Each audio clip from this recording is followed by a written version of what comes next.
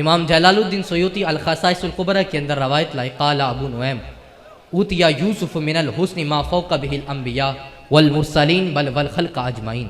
حضرت یوسف علیہ السلام کو تمام انبیاء و مرسلین بلکہ تمام مخلوق سے زیادہ حسن دیا گیا۔ وَأُوتِيَ نَبِيُّنَا مِنَ الْجَمَالِ مَا لَمْ يُؤْتَهُ أَحَدٌ، مگر میرے نبی کو جو جمال دیا گیا وہ کسی کا مقسوم نہ ٹھہرا۔ وَلَمْ يُؤْتَ يُوسُفُ إِلَّا شَطْرَ الْحُسْنِ وَأُوتِيَ نَبِيُّنَا جَمِيعَهُ۔ حضرت یوسف علیہ السلام کو حسن کا ایک جز عطا کیا گیا، میرے نبی کو حسن کل عطا کیا گیا۔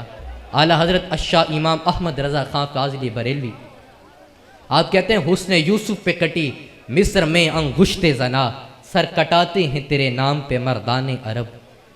وہاں حضرت یوسف علیہ السلام کے حسن پر کٹنے والی انگلیوں کے جواب میں فاضل بریلوی کہتے ہیں وہاں حسن تھا، حسن کے جلوے تھے۔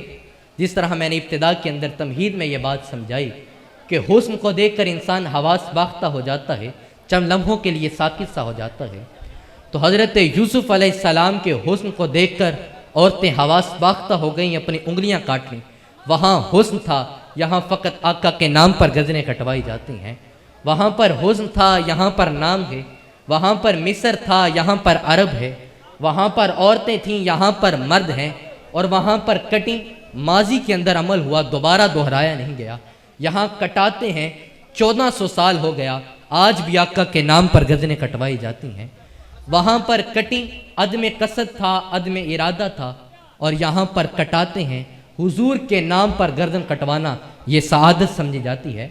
عبدالستار خان نیازی صاحب، آپ کو تحریک ختم نبوت کے دوران گرفتار کر لیا گیا، تو آپ کے پاس موت کا پیام لایا گیا، You will be hanged by neck till you are dead۔ تو دروغہ جب یہ پیام لے کر آیا، آپ نے پکڑا، چن کر آنکھوں سے لگا لیا۔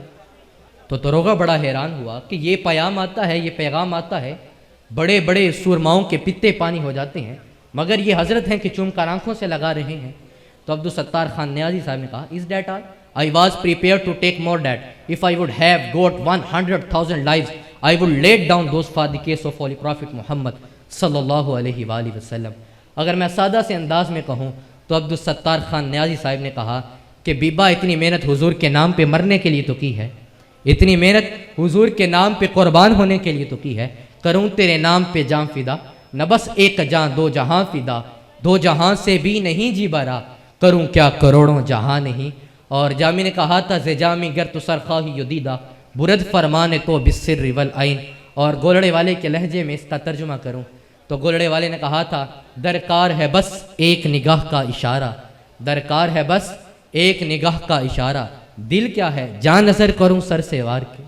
اور میں اپنی گفتگو کو غالب کے انداز میں ختم کروں گا کہ غالب سے کسی نے کہا کہ ویسے تو بڑا اپنے محبوبوں کے حسن اور جمال کو اور ان کے حسن کو، ان کے چہرے کا نقشہ اپنی شاعری کے اندر کھینچتا ہے، کبھی حضور علیہ السلام کی نعت بھی تو لکھ، حضور علیہ السلام کی تعریف بھی تو لکھ، حضور علیہ السلام کے حسن کا نقشہ تو کھینچ۔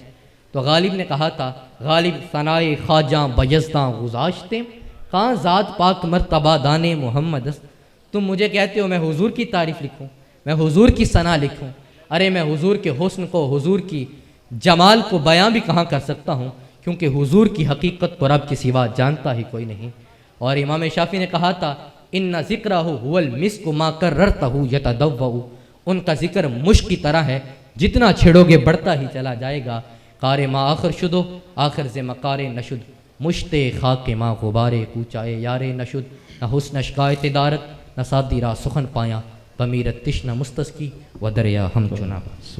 دیار عشق میں اپنا مقام پیدا کر، نیا زمانہ نئے صبح و شام پیدا کر، میرا طریق امیری نہیں فقیری ہے، خودی نہ بیچ فقیری میں نام پیدا کر، خودی کا کر بلند اتنا کہ ہر تقدیر سے پہلے خدا بندے سے خود پوچھے بتا تیری رضا کیا ہے۔ لکھنا نہیں آتا تو میری جان پڑا کر، ہو جائیں گی مشکلیں آسان پڑا کر، پڑھنے کے لیے اگر تجھے کچھ نہ ملے چہروں پہ لکھے درد کے عنوان پڑا کر، لا ریب تیری روح کو تسکین ملے گی، تو قرب کے لمحات میں قرآن پڑھا کر، آ جائے گا اقبال تجھے جینے کا سلیقہ، تو سرور دو عالم کے فرمان پڑھا کر۔